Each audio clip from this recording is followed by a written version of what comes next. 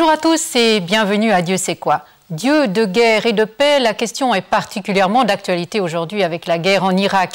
Religion et politique s'entremêlent, les références à Dieu et à la foi sont omniprésentes. Avec nos invités, nous allons analyser ce facteur religieux dans le conflit. Pour commencer, pas d'image de guerre, de combat ou de manifestation, mais le témoignage d'un homme, le père Jean-Marie Benjamin, un prêtre français, ancien fonctionnaire international, connu pour son engagement en faveur du peuple irakien. Sa chanson reprend le style de Boris Vian et de sa lettre adressée à Monsieur le Président.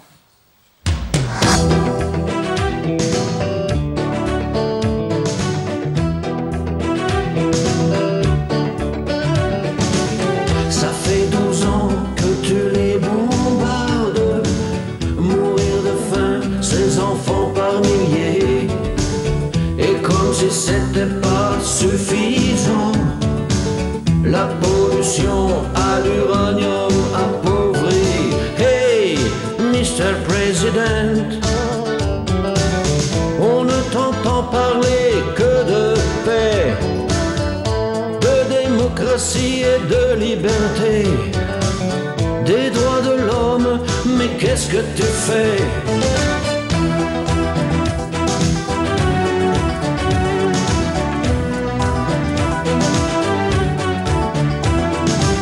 Plus de 50 degrés à l'ombre, pas de transport, électricité, eau potable, enfants qui ne vont plus à l'école, réduits à mendier, puis t'envoie l'UNICEF. Hey, Mr. President, comment fais-tu à invoquer l'Éternel et après à envoyer tes bombardiers pour anéantir ces pauvres gens?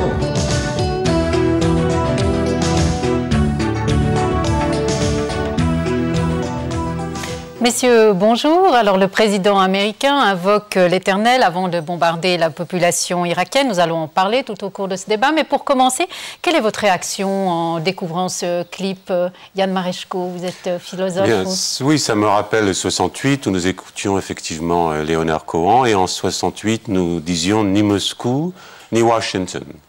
Et nous avions l'impression que nous allions pouvoir former des légions d'anges qui allaient intervenir dans la politique internationale. Ces légions d'anges ne sont jamais apparues et ne nous avons rien fait. Nous avons même été incapables de construire une Europe qui puisse faire contrepoids aux États-Unis. Albert Longchamp, vous êtes jésuite, journaliste. Vous pensez que c'est le rôle d'un prêtre de faire une telle chanson? Oh oui, pourquoi pas. Parce qu'un prêtre, c'est aussi un homme, c'est aussi un citoyen, et c'est peut-être un très bon provocateur. Et là, la chanson, les images montrent que la guerre, c'est humain. Parce que pendant des semaines, des mois, on a attendu une espèce de grande machine virtuelle, et on voit maintenant que c'est ces bombes froides qui vont écraser une population qui ne demande qu'à sourire. Et ça, je pense que cette chanson peut aider, et aide en tout cas, m'aide maintenant à prendre conscience de ce qui se passe. Et Alfred Donat, vous êtes président de la Fédération suisse des communautés israélites. Quel est votre Je pense avis qu'effectivement, tout être religieux, qu'il soit prêtre ou appartient à une autre religion, doit forcément être contre la guerre. J'entends l'un des commandements, des 10 commandements les plus importants, c'est ne tuera pas. Il n'y a pas de justification pour tuer délibérément des innocents. Alors nous enregistrons ce débat aujourd'hui le 26 mars. J'aimerais vous demander tout d'abord, avant de parler de ce facteur religieux, quel est votre sentiment aujourd'hui à ce moment du conflit? Peut-être Ahmed Benani, vous êtes là, professeur d'histoire des religions dans le canton de Vaud. Je dois dire que je suis assez impressionné par ces hostilités ouvertes et essaye de les analyser en termes à la fois historiques et psychologiques. L'Amérique souffre d'une blessure narcissique. Sa vulnérabilité manifestée à partir des événements du 11 septembre, l'a mise dans une espèce de position de redéployer sa puissance, son hégémonie et son côté impérial, en ignorant à la fois le cri du monde, et cette chanson n'en est qu'une expression, les mobilisations de la jeunesse, en ignorant la légalité internationale, en repoussant l'ONU d'un revers de la main, la voilà partie défendre ses intérêts et restaurer cette image de puissance. C'est le premier sentiment que j'ai. Bien sûr qu'il y a un certain nombre de facteurs autres qui peuvent expliquer l'attitude américaine. Mais d'abord cette réaction de puissance, blessée. Et elle est d'autant plus violente, cette réaction américaine, que l'Amérique voulait incarner la modernité absolue dans tous les domaines. C'est l'expression la plus achevée de la modernité, disait-on, à la fois sur le plan politique, économique et autres. Très bien. Peut-être Sébastien Fath, vous êtes historien français, spécialiste des églises protestantes évangéliques. Peut-être un mot, votre sentiment sur ce conflit? Eh bien, mon sentiment, c'est que la guerre, ça n'est pas un jeu vidéo. C'est autre chose. Dans un jeu vidéo, vous avez un chevalier valeureux qui affronte un certain nombre de difficultés, qui combat les adversaires. Le sang qui coule, c'est du sang virtuel. Et à la fin, il délivre une princesse qui est toute heureuse de sa délivrance. Là, à quoi nous assistons? Eh bien, une vraie guerre, une sale guerre. Le sang qui coule, c'est le sang d'hommes et de femmes et d'enfants. Et rien n'indique que la happy end est pour demain. Yann Maréchko? Alors, je ne dirais pas que c'est une sale guerre, car contrairement aux 2 premières guerres mondiales, on a l'impression que tout est fait pour éviter le bombardement des populations civiles. Par exemple, nous savons qu'en Serbie, il y a eu 1500 morts après 2 mois de bombardement. J'espère qu'il y en aura encore moins en Irak. Et précisément, c'est une guerre qui est faite contre une tyrannie. Donc on peut toujours espérer, pour l'instant ça n'a pas l'air de se produire, mais il est possible que la population irakienne se révolte contre Saddam Hussein et que donc l'issue de la guerre soit positive. Alfred Donat, sur la guerre, vous nous avez déjà dit que c'était pas compatible avec les religions. C'est pas compatible avec les religions, mais d'autre part, il faut quand même, comme l'a dit M. Maréchko, se souvenir ou réaliser que Saddam Hussein est l'oppresseur de son peuple, qu'il a gazé des Kurdes, qu'il a tué des dizaines de milliers de ses concitoyens, et que finalement, quelquefois, une guerre peut avoir un effet, une guerre peut-être prophylactique, comme celle-ci, peut avoir un effet bénéfique. Si par exemple, il y avait eu une guerre, une intervention au Rwanda, par exemple, au bon moment, on aurait peut-être évité des centaines de milliers de morts. Donc ce que je veux dire par là, c'est que il ne faut pas forcément voir seulement les gens qui sont sacrifiés. C'est très très malheureux qu'il y ait des victimes et surtout que la plupart de ces victimes sont innocentes. Mais à long terme, une guerre peut avoir un aspect positif. Vous êtes d'accord, Albert Longchamp?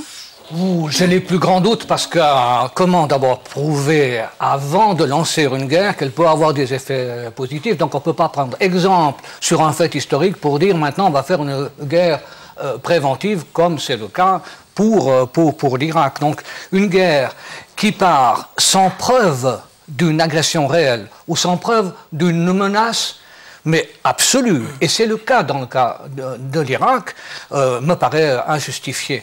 Donc, surtout ne pas tirer une loi ou des possibilités ou des opportunités de situations qui auraient pu se présenter de manière plus positive ou qui réellement ont pu régler un problème. Ça, on arrive dans des aberrations avec ça. Alors je vous propose maintenant, après ce préambule, de revenir au titre de notre émission, Dieu de guerre ou Dieu de paix. Alors on peut se demander tout d'abord, le Dieu des Juifs et des chrétiens, est-ce que c'était un Dieu guerrier? On pourrait le penser si on regarde comment la guerre, le nombre de fois qu'on cite la guerre très présente, par exemple dans la Bible hébraïque. Bon, premièrement, je ne crois pas qu'il y ait une Bible qui soit seulement hébraïque, c'est la Bible aussi de la religion chrétienne. Mais d'autre part, il faut regarder aussi un tout petit peu d'autres choses. La première guerre a été une guerre contre Abraham par cinq rois qui l'ont attaqué. La plupart des guerres étaient quand même des guerres défensives, et il faudra peut-être voir ce qu'il en est. D'autre part, dans la Bible, alors il y a foison de citations contre la guerre. Là, je parle maintenant de l'Ancien Testament. J'aimerais juste vous rappeler, par exemple, que le vœu le plus cher du peuple juif était de construire le temple de Jérusalem et que le roi David, Dieu le lui a interdit parce qu'il avait les mains souillées, parce qu'il avait fait une fois une guerre et que c'est finalement son fils Salomon qui a eu l'autorisation divine de construire ce temple. Je crois que les citations qui disent qu'il ne faut pas faire la guerre sont infiniment plus nombreuses que celles qui, peut-être une fois ou l'autre, ont engagé les Hébreux, d'ailleurs très souvent après qu'ils aient été attaqués, à se lancer dans une guerre. C'est un peu la même interprétation, vous avez... Oui. Bon, ce qu'il faut souligner, c'est au fond, quel est le sens de la guerre qui est très présente dans appelons-le l'Ancien Testament, puisque vous employez aussi cette expression.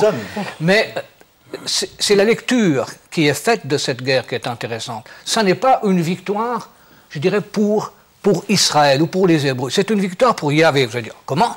Yahvé, Dieu, veut la guerre et veut une victoire pour lui. D'une certaine manière, oui. Parce que la lecture que vont faire les Hébreux, c'est de reconnaître un Dieu unique, celui qui les a conduits, qui leur a permis d'arriver dans la terre dite promise. Donc, la Bible, au fond, hébraïque et finalement la doctrine chrétienne également, voit, je dirais, une lecture spirituelle de l'histoire.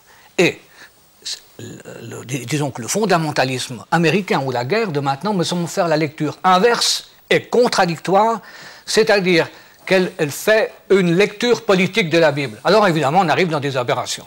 Hein. Mais au fond, la première lecture, les Hébreux relisent leur histoire de manière spirituelle, et dans ce cas, ils ne justifient pas la guerre, mais on comprend pourquoi ils en parlent tellement. C'est vrai qu'on a l'impression qu'on arrive à une vision très, très guerrière aujourd'hui chez les fondamentalistes américains. Oui, alors je crois que pour comprendre cette thématique guerrière, il est important de remonter très rapidement dans l'histoire et d'expliquer un petit peu quelles sont les racines de cette culture protestante évangélique qui est celle de George Bush aujourd'hui. Il faut rappeler que le revivalisme américain, donc ces mouvements de réveil qui stimulent les églises, qui encouragent les conversions, ce revivalisme s'est situé largement sur la frontière américaine au XIXe siècle et il est totalement imprégné de références guerrières. Il y avait ce qu'on appelait les camp meetings, des sortes de happenings de conversion, rassemblant des dizaines de milliers de colons. Eh bien, ces camp meetings sur la frontière étaient organisés de façon tout à fait militaire. On placardait sur les arbres tout autour des tentes les règles à respecter. Il y avait des escouades en uniforme avec un signe qui patrouillait entre les tentes. Il y avait tout un discours guerrier également. On parlait de combattre le péché, de terrasser la vieille nature pécheresse. Levez-vous, sainte cohorte, remportez le combat de la foi, etc. Donc c'est une thématique protestante de réveil qui est très importante dans la tradition américaine, qui est liée à la frontière, qui est liée à l'esprit pionnier. Et je crois que si on ne situe pas ces thématiques dans cette perspective-là, on ne comprend pas très bien la rhétorique actuelle de George Bush. Et M. Benani, comment est-ce que se présente le Dieu des musulmans? Est-ce que c'est un Dieu guerrier, un Dieu de paix? Il y a d'abord une chose à dire au sujet de cette unicité des dieux ou appartenance de Dieu à telle ou telle tradition. Je crois que quand on entre dans la problématique du monothéisme, c'est le même Dieu. Les différences ont été établies par un certain nombre de volontés, de traditions. Mais je rejoindrai le point de vue de M. Donat qui disait que la conception dominante est une conception de guerre défensive. L'islam ne met en avant de guerre juste que dans le cadre du djihad, le petit djihad. C'est-à-dire que l'espace qui est acquis à la loi coranique, à la loi vérité coranique, doit être un espace protégé de toute agression. C'est-à-dire qu'on peut prendre les armes pour défendre l'espace musulman contre toute agression extérieure. Alors les premières guerres ont eu, c'est vrai, quelque chose d'offensif dans la mesure où il fallait combattre les polythéistes. Et ensuite, il s'est agi de se protéger ou de protéger l'islam contre les menaces que pouvait incarner tel ou tel monothéisme, qu'il soit juif ou chrétien. Mais tout cela est daté et doit se situer dans des perspectives historiques, dans des phases particulières. Nous sommes au début du XXIe siècle et le recours à Dieu ou au discours religieux apparaît artificiel. C'est légitimer des actions qui relèvent d'autres logiques, et c'est dans ces logiques qu'il nous faut entrer. Mais cela ne veut pas dire que l'on doive s'interdire de comprendre ce qui est à l'origine, dans le fond, les processus légitimateurs, ou le recours aux religieux de manière opportune quand il le faut pour faire passer la pilule. Et alors, Dieu sait si la pilule aujourd'hui est amère. Oui, donc vous avez évoqué cette notion de guerre juste dont on parle aussi. Certains Américains disent que c'est une guerre juste. Alors c'est une théorie ça appartient à la doctrine chrétienne. Il faut même remonter jusqu'à saint Augustin pour essayer de l'expliquer peut-être rapidement, Albert Longchamp. Oui, rapidement si on peut. Parce qu'elle fait beaucoup de siècles, hein, ça fait 15 siècles, donc non, c'est une théorie dangereuse. Et c'est vrai qu'elle remonte à Augustin, puis après Thomas d'Aquin l'a reprise au XIIIe siècle, et Vittoria, un moraliste jésuite au XVIe siècle, en espagnol. Alors, bon, je crois qu'elle partait d'un raisonnement, disons, il peut y avoir des guerres qui se justifient proportionnelles à l'agression. Au fond, c'était quand même pour contenir la violence. Et il fallait pour cela qu'il y ait un agresseur, que l'agression soit grave et qu'elle soit certaine. La théorie vraiment est très ferme là-dessus. Il fallait aussi, et il faut toujours, parce qu'elle existe toujours, la théorie, qu'il n'y a pas d'autre moyen de résoudre les conflits. Donc c'est le seul moyen efficace pour parvenir à un résultat, lequel résultat ne doit pas être pire que la situation de départ. En gros, c'est ça la théorie. Personnellement, je pense qu'on devrait abandonner le plus vite possible le terme de guerre juste pour peut-être prendre quelque chose comme guerre de résistance, si vous voulez. Mais une note historique, la résistance française durant la dernière guerre, le maquis, était très mal vu par l'Église catholique.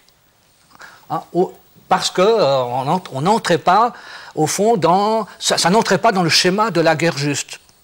Mais personnellement, je pense que c'est la seule justification possible. Autrement dit, si la Suisse aujourd'hui était agressée par quelqu'un, je me vois mal dire écoutez, moi je ne partage pas la théorie de la guerre juste, donc je ne fais pas la guerre. Mais par contre, si je dis la résistance, la légitime défense d'un pays contre un agresseur avéré, là je pense qu'il y a une certaine justification. Mais toujours proportionnelle et à la menace ou au danger réel, et pas seulement potentiel.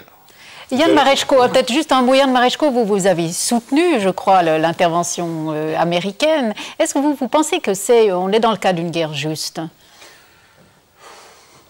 Ce qui me frappe, c'est qu'on instrumentalise Dieu aussi bien pour la paix que pour la guerre. Et ça me gêne beaucoup. Parce que ce que Dieu veut, personne ne le sait. Et donc, a priori, je suis aussi méfiant envers ceux qui invoquent Dieu pour la paix que ceux qui l'invoquent pour la guerre. Il me semble que là, il y a, pour employer une terminologie catholique, il y a un péché d'orgueil. Ça, c'est le premier point. Le deuxième point, c'est que nous manquons d'humilité. La condition humaine est tragique. La différence entre la paix et la guerre passe par le cœur de chacun. Et troisièmement, les hommes, historiquement, ont aimé la guerre. Ça, personne ne le dit. Mais toute la civilisation gréco-romaine est fondée sur la guerre. Achille, Alexandre le Grand, que veut un jeune homme à partir de 16 ans s'illustrer sur un champ de bataille? Même chose dans la tradition juive, bien qu'il y ait des nuances à faire entre Athènes et Jérusalem. Mais là aussi, la guerre a joué un rôle énorme. Quant au christianisme, alors là, il faudrait quand même dire que l'échec est gigantesque. Les guerres de religion en Europe entre chrétiens sont quelque chose d'absolument intolérable. Je pense que l'Europe n'est toujours pas sortie du traumatisme qu'elle a connu alors, puisque le christianisme est supposé promouvoir la paix. Donc soyons d'abord humbles devant la guerre et la paix. Sachons, pour reprendre une formule juive, si je ne me trompe, que la guerre et la paix appartiennent à Dieu et que nous avons très peu de pouvoir sur la manière de la faire, de ne pas la faire. On peut construire un pont, on peut prendre des dispositions pour construire une maison. Vous ne pouvez pas mettre des briques l'une sur l'autre pour construire une amitié, pour avoir de l'amour. Et la paix et la guerre rentrent dans ce même ordre qui échappe à la raison instrumentale. Et je me méfie beaucoup de tous ceux qui prétendent maintenant, par Dieu ou sans Dieu éventuellement, construire la paix. C'est pour ça, moi, je dirais, M. Marechko, arrêtons d'invoquer Dieu. Exactement. Et pour la paix, pour la guerre, faisons la paix.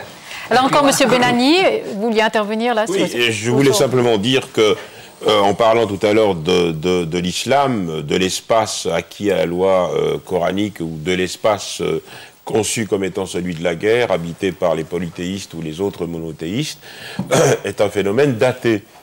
Aujourd'hui, si l'on évoque le principe d'une guerre juste, à partir par exemple du point de vue musulman, que deviendrait l'Europe? Que deviendrait l'Europe avec la présence musulmane de 6 millions en France, 5 millions en Allemagne, etc., 6 millions aux États-Unis? On entrerait dans des guerres infinies.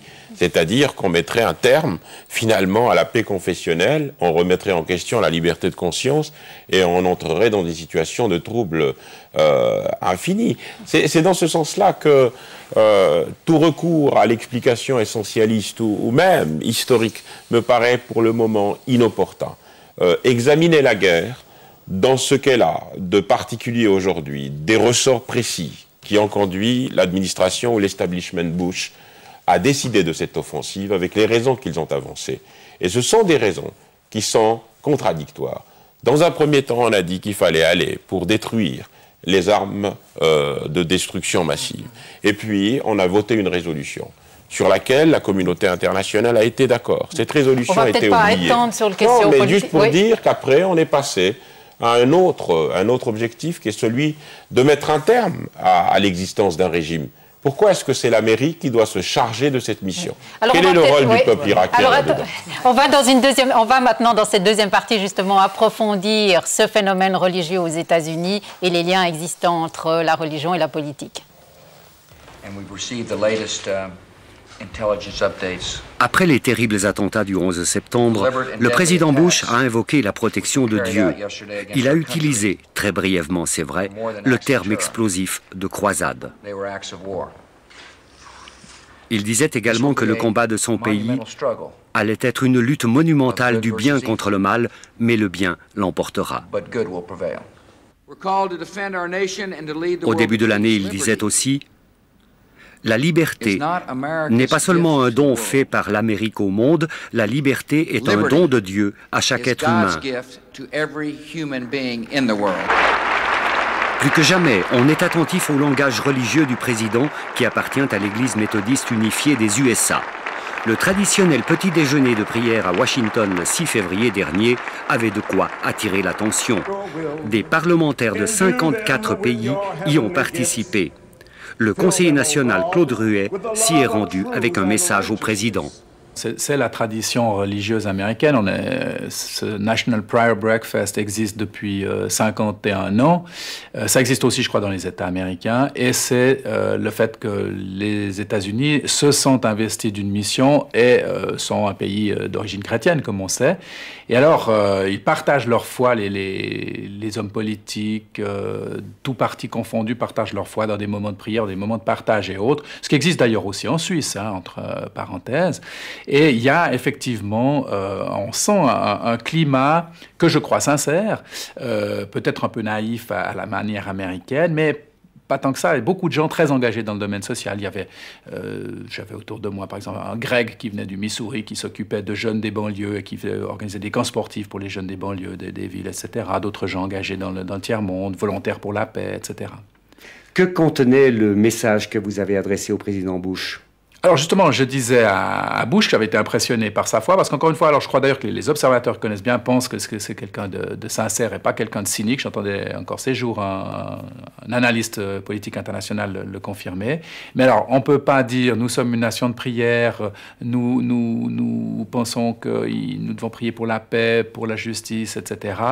Et puis tout à coup, se retrouver sans attendre le moindre progrès et sans vouloir constater les progrès, parce qu'il semble quand même qu'il y a un certain nombre de progrès qui se font, partir en guerre sans gradation des moyens. Alors c'est ce que j'ai écrit à Bush. Comme croyant, je partage la même foi que lui, comme croyant, beaucoup de croyants sont quand même interpellés par le fait que tout en affichant cette foi profonde, on voit des conséquences dans les actes qui paraissent un peu contradictoires. Alors selon Claude Ruet, George Bush est sincère. Je ne sais pas, est-ce que vous êtes d'accord, Albert Longchamp? Bon, on peut difficilement mettre en doute la foi de quelqu'un, même s'il est le président un petit peu illuminé des États-Unis. Donc en soi, je ne me prononcerai pas là-dessus. Je ne lui ferai pas confiance, c'est un fait. Hein, parce qu'on a vu Saddam Hussein qui commençait à faire des prières pendant la première guerre du Golfe. Maintenant, c'est M.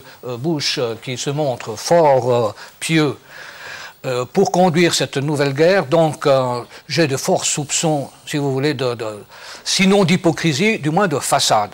Mais je reconnais que beaucoup d'Américains sont très sincères dans leur foi. Ça, alors, je serais très injuste, je crois. Nous serions très injustes à leur égard si on ne le reconnaissait pas. Et ils m'étonnent même. Parce qu'ils peuvent passer d'un matérialisme presque acharné à véritablement une spiritualité que j'ai expérimentée plusieurs fois. Pour vous dire, j'ai fait des études à New York pendant plusieurs mois. J'habitais 34e rue, il y a une petite église franciscaine, pas si petite que ça, tout proche, incroyable de voir à la sortie du bureau en pleine semaine des centaines de personnes venir à la messe. Et ce n'était que la messe. J'allais aussi chez les anglicans, parce qu'il y avait de la très belle musique, toujours pleine, tout près de Wall Street. Alors, George Bush, on dit qu'il est born again en 1985. Qu'est-ce que ça signifie, Sébastien Fath? Alors, c'est un terme qu'on retrouve dans les évangiles, en particulier dans l'évangile de Jean, cette fameuse discussion entre Nicodème et Jésus. La nouvelle naissance, eh bien, qu'est-ce que c'est? C'est le fait de tourner le dos à son ancien mode de vie, marqué par le péché, marqué par la séparation avec Dieu, et d'entrer dans un nouvel ordre de vie, marqué par la réconciliation avec Jésus. Hein, c'est comme cela que les protestants évangéliques, en particulier, définissent la nouvelle naissance. Alors, chez ces protestants, l'idée, c'est qu'il y a une rupture décisive dans la trajectoire individuelle. Il y a un avant, largement noirci, hein, marqué par le mal, un après, marqué par la grâce. Et c'est vrai que George Bush se rattache à cette lignée. Il n'a pas véritablement mis en avant véritablement une nouvelle naissance, mais il parle en tout cas de reconsécration de sa foi suite à la rencontre avec l'évangéliste Billy Graham en 1985. Et suite à cela, il va abandonner l'alcool et effectivement mener la vie pieuse que les journalistes lui reconnaissent. Ceci dit, là encore, je me garderai là aussi, comme mon collègue, d'entrer dans l'intimité spirituelle du président. On a l'impression que surtout depuis le début de l'année, tous ces discours, toutes ces interventions sont vraiment imprégnés de la foi. Il y a beaucoup de références à Dieu. Est-ce que ça, c'est nouveau dans l'histoire des présidents américains? Alors non, et là c'est important de préciser ces choses-là pour les téléspectateurs. Non, c'est une tradition quasiment depuis les origines des États-Unis. Le religieux imprègne le politique. Autant il y a une séparation des églises et de l'État qui est, contrairement à ce qu'on croit, beaucoup plus forte que dans la plupart des pays européens, y compris d'ailleurs la France, autant il y a une interpénétration du religieux et du politique, à tel point qu'à la limite, on ne peut guère être bon citoyen encore aujourd'hui aux États-Unis si on se présente comme athée. Je crois que les pourcentages de citoyens américains qui se présentent comme athées, c'est 2 ou 3%, pas davantage. Il faut croire en quelque chose. Peu importe à la limite l'objet de sa foi, mais il faut croire en quelque chose. Max Weber, déjà au début du XXe siècle, donnait cet exemple d'un citoyen américain qui se rend chez son dentiste, qui n'a pas pris son portefeuille. Il est opéré, ensuite son dentiste lui demande, bon, voilà, vous pouvez me payer. Alors le patient répond, eh bien je suis membre de la première église baptiste de la ville, ce qui veut dire, ne vous inquiétez pas pour vos honoraires, je suis chrétien, donc je suis un bon citoyen, je paierai. Yann Marechko, vous connaissez aussi bien les États-Unis, comment vous le ressentez Oui, George Bush est texan, et quand on se promène au Texas, vous voyez des affiches publicitaires un peu partout. Nous refaisons les toits, nous construisons des maisons, nous pouvons réparer les canalisations. Praise the Lord, c'est-à-dire Dieu soit béni. C'est vraiment dans les habitudes texanes que de mentionner Dieu à chaque instant de l'existence. Mais est-ce que c'est seulement une habitude ou c'est quelque chose de profond? Alors, comme disait le Père Longchamp, je crois qu'il y aura un orgueil stupéfiant, cosmique à se prétendre capable de dire si quelqu'un a la foi ou non. Il faut être Dieu le Père lui-même pour pouvoir le dire. Mais ce qu'il y a d'extraordinaire qu'on ne dit jamais, et ça, c'est nouveau dans l'histoire humaine. L'Europe occidentale est la première ère géographique qui connaît pratiquement plus de pratiques religieuses. On n'a jamais vu ça dans l'histoire humaine. Toute la zone, Allemagne, France, Suisse, Belgique, l'Italie aussi maintenant, ces zones-là, d'après des études de sociologie et des études historiques, représentent quelque chose qu'on n'avait jamais vu auparavant, d'où la réaction des Européens devant George Bush, n'est-ce pas? Et le paradoxe, c'est que je pense que les Arabes comprennent beaucoup mieux les Américains que les Européens, d'une certaine manière, parce que les Américains font volontiers référence au sacré, alors que pour les Européens, c'est pratiquement un blasphème laïque que de faire référence à Dieu ou au sacré. Je corrigerai juste au niveau de la terminologie. Tous les Arabes ne sont pas musulmans et tous les musulmans ne sont pas arabes. Donc il s'agit de musulmans. Tout à fait. Tout à fait. Et vous avez raison de dire que le recours au religieux est systématique et que le croisement du politique et du religieux est une constante en islam. Il y a une formule connue de tous, al-Islam din wa dawla, al-Islam din wa dunya. L'islam est religion et monde et religion et politique en quelque sorte. Mais ce qui est intéressant dans le cas d'espèce, c'est qu'au moment où George Bush a recours à ses valeurs religieuses, en invoquant l'axe du bien et du mal pour aller punir finalement le mauvais, ce mauvais n'est pas un religieux, ou du moins l'est devenu récemment. Saddam Hussein incarnait une autre idéologie, une idéologie perçue dans le monde arabe comme une idéologie progressiste, laïque, socialisante, unitaire, pendant un temps. Et c'était quelque chose de complémentaire, voire pour certains analystes, quelque chose de supérieur au discours nasseriste, qui était le nec plus ultra dans le nationalisme arabe, dans ses valeurs justement modernistes, etc. etc. Alors, pourquoi est-ce qu'il s'est tourné vers l'islam? Oui. Ben, vous voyez, l'instrumentalisation du politique par le religieux ou vice-versa, c'est lorsque on a donné Saddam Hussein contre la jeune république naissante islamique d'Iran, qu'il a gagné en quelque sorte ses galants de champion de la laïcité contre l'intégrisme. Ce n'est qu'après cette horrible guerre qui a opposé l'Iran à l'Irak qu'on a vu une espèce de mutation de ce laïc, bassiste et socialisant. Hein, il a basculé dans une forme de mysticisme, à tel point qu'aujourd'hui, le fanion de l'Irak porte Allahu Akbar, Dieu est grand. Oui. Et aujourd'hui, Saddam Hussein ne peut mobiliser les gens que par le recours à l'islam. Il ne s'adresse plus du tout à des gens qui sont porteurs de valeurs patriotiques arabes, parce que c'est déjà trop limité. Hein, il a un recours à la Ummah, à la communauté des croyants. Et il y a quelques échos. Et dans ce sens, il y a quelque chose qui est très gênant pour moi, comme pour d'autres. C'est de dire, dans le fond, on soutient un dictateur, on soutient un sanguinaire. Mais dans l'imaginaire collectif, ce n'est pas cela. Ce n'est pas le soutien apporté à un homme. C'est le soutien apporté à une cause qui leur semble juste, c'est-à-dire défendre l'intégrité d'un territoire et défendre une communauté qui a droit à l'existence et droit à une évolution de l'intérieur, de par sa propre dynamique. L'Irak deviendra une fois une société moderne et retrouvera un certain nombre de libertés. Enfin, elle se recomposera comme société humaine. Alors reprenons cette notion, parce qu'elle est très importante, je pense, de ce conflit de bien et du mal. Donc George Bush veut détruire l'axe du mal, mais qui peut définir qu'est-ce que c'est l'axe du mal? Alfred Donat, qu'est-ce que vous pensez? Bon, c'est effectivement une question très difficile. Dans la religion juive, le bien et le mal jouent un rôle extrêmement important, mais la religion juive n'est pas tournée vers l'extérieur, elle n'a jamais cherché à convertir, et le fait d'avoir été élu par Dieu implique beaucoup plus de devoirs que de droits.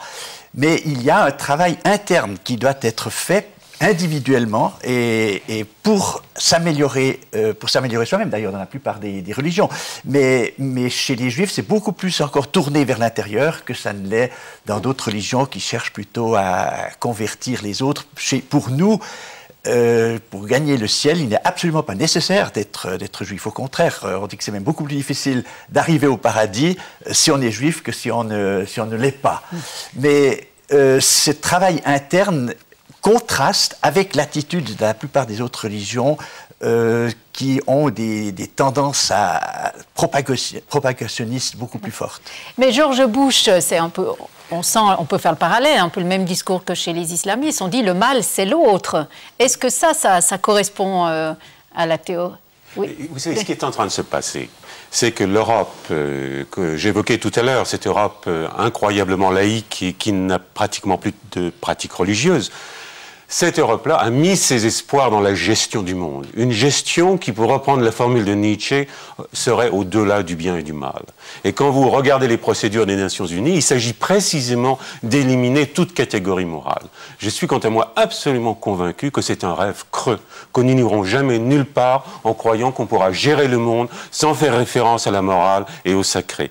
Et c'est pour ça que Bush nous choque. Maintenant, a-t-il raison de parler dans les termes qu'il utilise, c'est une autre question. Mais le fait même d'utiliser ces termes me paraît significatif d'un grand changement dans l'histoire. Je crois que plus jamais, à partir de cette offensive sur l'Irak, nous pourrons envisager sans aucun complexe de gérer le monde en dehors de toute catégorie morale ou religieuse.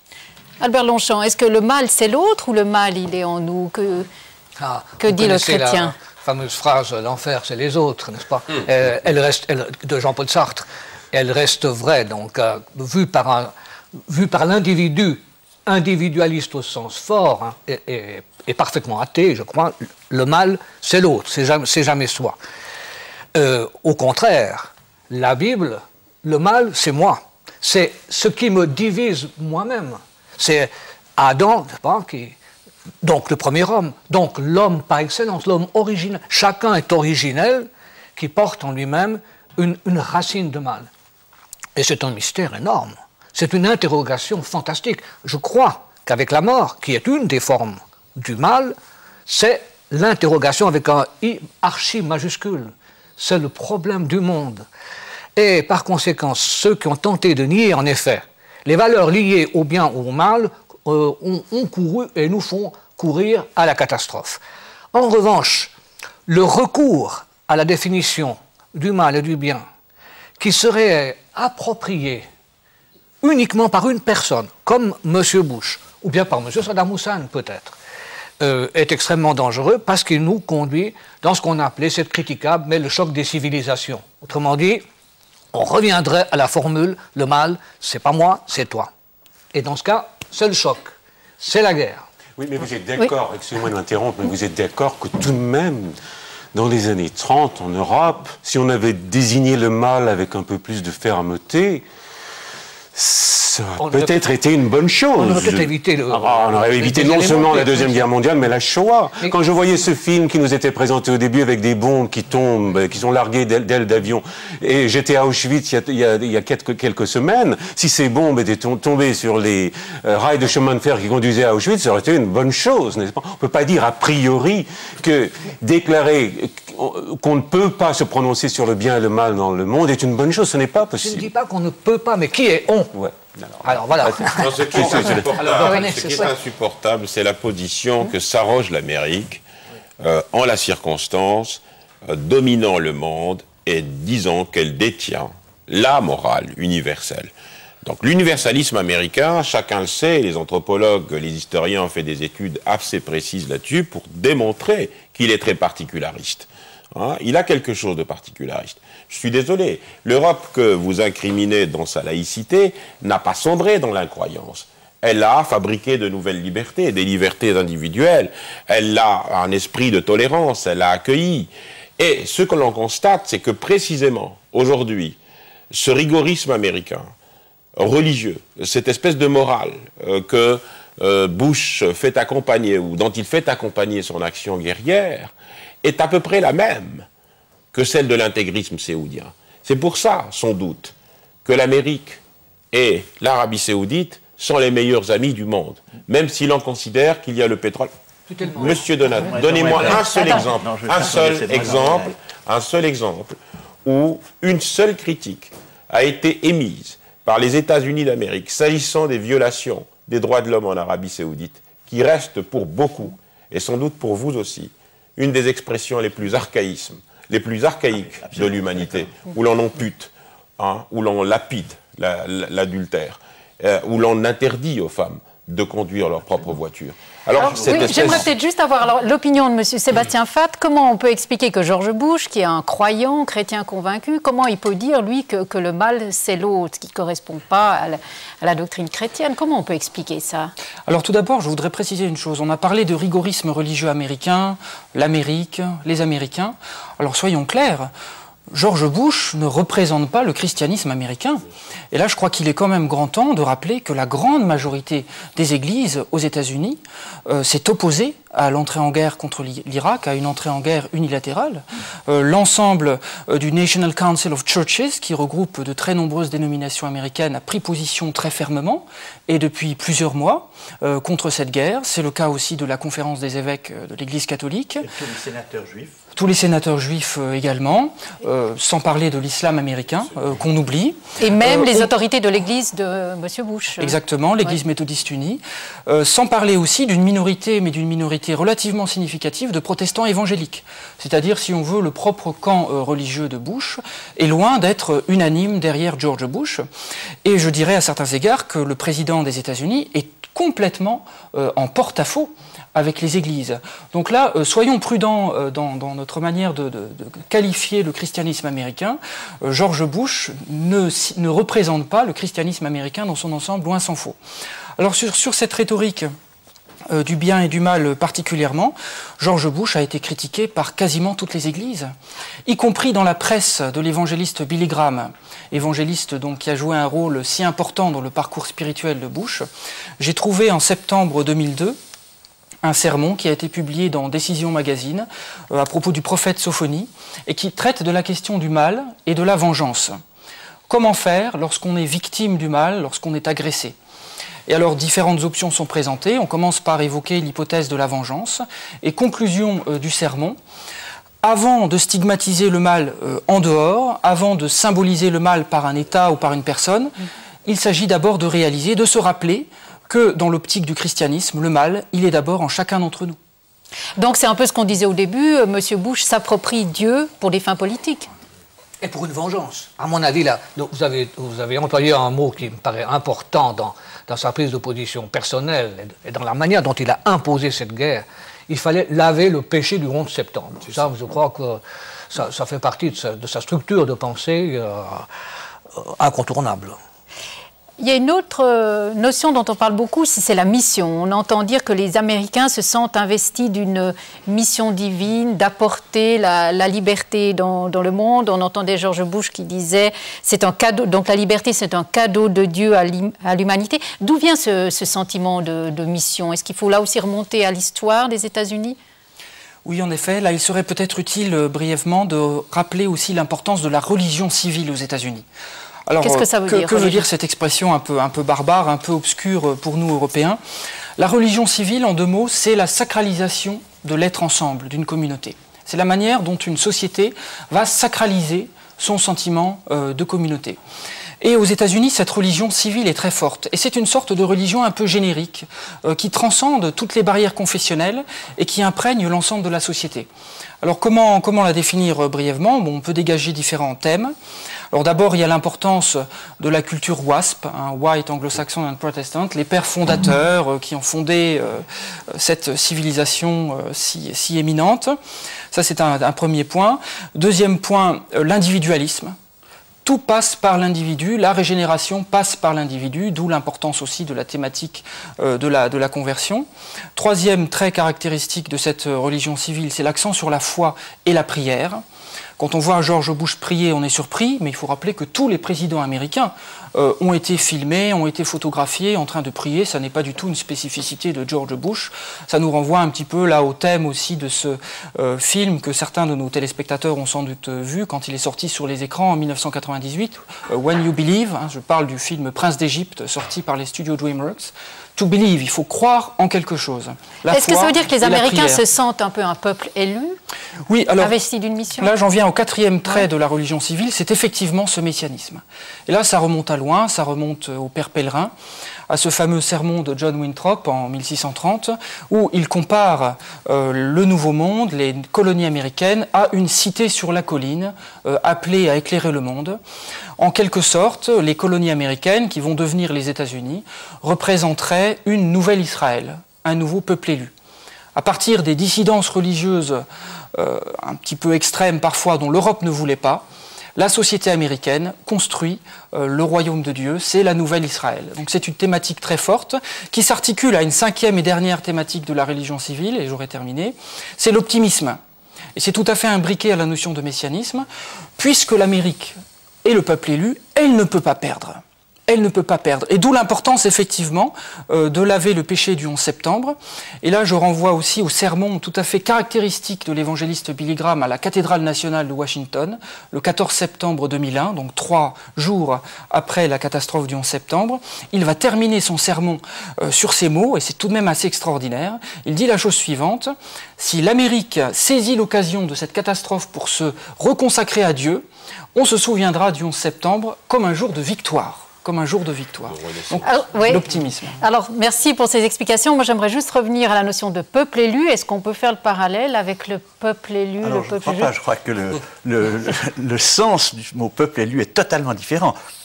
Pour les Juifs, ils ont une mission à remplir sur terre qui est d'amener l'ère messianique, d'amener le bien sur la terre, alors que pour les Américains, c'est de jouer au cow-boy et puis de punir le méchant.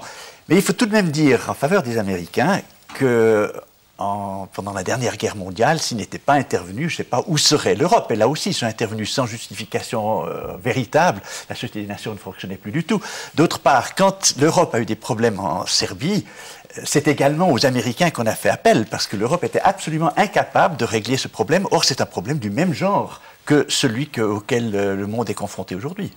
Vous avez parlé rapidement avant de la position des communautés juives. Vous disiez qu'elles étaient aussi en faveur de la paix aux États-Unis ou elles sont divisées? La plupart sont en faveur de la paix, et en particulier les élus au Congrès, au Sénat, je crois qu'il y a 8 élus juifs, ont tous voté contre le départ en guerre des États-Unis. Monsieur Maréchko, vous voulez intervenir? Non, il est vrai que le messianisme ou le millénarisme en politique est dangereux. C'est certain. Tout étudiant en sciences politiques le sait. L'Europe a été pratiquement détruite par ce qu'on appelle le messianisme ou le millénarisme politique. Le totalitarisme communiste ou nazi est fondé sur ce que Norman Cohn appelait la poursuite du millénium. Ce qu'il faut dire, c'est que le messianisme est surtout dangereux dans des régimes laïques. Et que nous, Européens, nous avons vu naître alors un messianisme formidable à partir de l'idée d'une société sans classe avec les bolcheviks ou à partir de l'idée d'une race pure avec les nazis. Et nous ferions bien, avant de critiquer George Bush, peut-être de revenir un tout petit peu sur notre histoire pour prendre conscience du caractère, d'abord, extraordinairement nocif du messianisme lorsqu'il se développe dans un contexte séculier, laïque, et que nous ne sommes pas à l'abri d'un tel retour. Et deuxièmement, qu'est-ce que ça veut dire le messianisme lorsqu'il se développe dans un contexte religieux? Je suis en tout cas pour ma part convaincu qu'il n'est pas aussi dangereux que lorsqu'il s'est développé en Europe dans un contexte laïque. On a évoqué juste avant les questions de choc des civilisations. Est-ce que vous pensez, Monsieur Benani, vous connaissez bien le monde musulman, est-ce qu'on arrive à un choc des civilisations entre monde chrétien et monde musulman? Je ne le crois pas. Je ne le crois pas. Je le crois de moins en moins. Nous sommes entrés dans l'ère de la mondialisation, et la mondialisation ne signifie pas simplement les aspects du marché, mais l'interpénétration culturelle aujourd'hui des gens, on va dire les banlieues de l'Amérique, se nourrissent des valeurs américaines sur un certain nombre de plans culturels, vestimentaires, etc., etc. L'Amérique reste quelque chose qui fascine à plus d'un titre. Donc cette mondialisation est en train de faire son œuvre. Et le choc des civilisations me semble une terrible régression, à la fois sur le plan théorique et à la fois sur le plan des principes les plus élémentaires de l'humanité. C'est réintroduire précisément ce que vous dénonciez en termes de totalitarisme soviétique ou de totalitarisme nazi, c'est de reproduire précisément un autre danger qu'on désigne à la vindicte de je ne sais quelle espèce d'homme blanc, en la personne justement du musulman, hein, le péril vert. Et lorsque Huntington pose cette problématique du clash des civilisations, c'est dans cette perspective-là. C'est-à-dire qu'aujourd'hui, il y a précisément l'espace du bien qui est incarné avec toutes les valeurs précisément que vous avez rappelées, de ce protestantisme un peu particulier, etc., etc. Et l'autre monde, le monde jaune, et le monde vert, le monde musulman, qui est entré en ébullition. Mais cette ébullition, il faut l'analyser avant de la condamner. Et ça, c'est des raccourcis que l'Amérique se permet et considère aujourd'hui, bien précisément, le reste du monde comme ses banlieues, hein, et qui sont dans l'attente, enfin, qui doivent respecter les dictats. Et ce rapport de dictats est insupportable, puisque la seule structure où il était possible de discuter, le seul espace où il était, encore une fois, plausible d'imaginer des solutions, c'était l'espace onusien. On l'a liquidé. L'ONU, demain, ne servira à rien qu'à précisément mener des opérations humanitaires. D'accord, j'aimerais juste encore un mot, parce qu'on va arriver au bout de cette partie. Un mot, vous, Albert Longchamp, vous me dites au contraire qu'après le 11 septembre 2001, vous pensez qu'on est arrivé dans ce choc des civilisations? En tout cas, c'était un événement qui confirmait qu'il peut y avoir choc des civilisations. Oui. Et je crains qu'après Saddam, ou après la guerre actuelle, il y ait une montée, je dirais, islamiste, nourrie par les déceptions, les frustrations, les humiliations de la guerre actuelle. Donc le problème va peut-être pas venir cette fois-ci du côté de l'Amérique, mais alors du côté notamment du Moyen-Orient, mais peut-être aussi de l'Indonésie, enfin de toute l'ébullition qui va se manifester, qui doit se manifester au sein des populations musulmanes. Monsieur Longchamp, vous aurez dans le monde musulman, qui est marqué par une très grande diversité, ethnique, culturelle, politique, toutes sortes de tendances. Il y a des gens qui vont se dresser contre l'Amérique, probablement faire appel à des actions violentes de terrorisme. Et il y a d'autres gens qui renforceront précisément le courant d'émancipation et le courant démocratique. Le monde arabo-musulman n'échappe pas à cette dichotomie. Ce que j'ai peur, c'est... Oui, alors, juste un mot, parce qu'on arrive au terme de cette partie-là. L'islam ne se dresse pas contre l'Amérique, mais contre l'Occident. Et on emploie souvent l'expression. Et dans ce cas, c'est tout à fait autre chose, vous voyez. C'est bien civilisation contre civilisation. L'Amérique, au contraire, dans peu de temps, ils vont y retourner parce qu'elle est tellement fascinante, cette Amérique. Je parle de l'Amérique du Nord, bien sûr, enfin les États-Unis. Il y aura une forme peut-être même de réconciliation. Par contre, l'Occident en tant que tel, voire l'Occident chrétien, je ne suis pas très optimiste. Alors je vous propose maintenant de voir comment dans le monde entier se sont exprimés les croyants et les autorités religieuses sur la guerre, sur la paix, comme par exemple ici à Genève. La venue de la paix peut se chanter dans les langues, les mélodies et les rythmes les plus divers. Depuis longtemps à Genève, une célébration de la paix a lieu chaque début d'année en présence des milieux internationaux. Que la paix s'établisse en nous, entre les communautés humaines, politiques et religieuses, entre les nations, entre les peuples. Nous voici prêts à porter notre pierre à la réalisation de la paix, car nous savons que les 4 piliers de la paix sont l'amour, la justice, la vérité et la liberté. Le représentant musulman cite un verset du Coran parlant du sort de l'humanité. Ce verset s'adresse au genre humain, croyants ou pas, toute race et culture confondues. Il leur rappelle le sens de leur vie, le sens que leur vie doit être mue par le désir et le devoir de s'entreconnaître, pour être solidaires et édifier un monde où l'équité, le respect et la paix seraient le fruit de leur piété et le bonheur inouï de leur proximité à Dieu. S'entreconnaître et non s'entretuer. Comment parler de la paix sans parler de la guerre, des conflits qui dévastent presque tous les continents de notre univers terrestre? La guerre qui peut avoir comme cause la recherche du pouvoir, la volonté d'expansion géographique ou économique, ou encore le désir de domination de l'autre. Douleur et désolation pour les générations qui entendent les paroles religieuses. Invoquer le Tout-Puissant pour inviter à la guerre religieuse et prôner la mort de l'autre. Il n'y a pas d'autre paix que la paix qui vient de Dieu. Il n'y a pas d'autre Dieu que le Dieu de la paix. On vient d'entendre le nonce apostolique, le représentant du Vatican. Alors, le pape s'est fortement engagé contre cette guerre, semble-t-il, plus que contre les conflits précédents. Comment est-ce qu'on peut expliquer ceci, Albert Longchamp? Il faut d'abord rappeler qu'il était peut-être la seule voix ferme et universelle, en 91, à protester très vigoureusement contre la première guerre du Golfe. Donc, c'est pas nouveau chez lui, en tout cas. Et par ailleurs, et je crois qu'il tient ce discours sur guerre et paix, en tout cas depuis son accession au pontificat. Donc, il a même dit dans les années 80 que la guerre était un instrument dépassé. On croit d'ailleurs qu'il recitait des sources de même niveau, puisque Pie XII, le fameux Pie XII qu'on accuse de tous les maux, avait déjà dit une chose semblable en 1944. Alors, donc là, Jean-Paul II est d'une fermeté absolue. La guerre, non.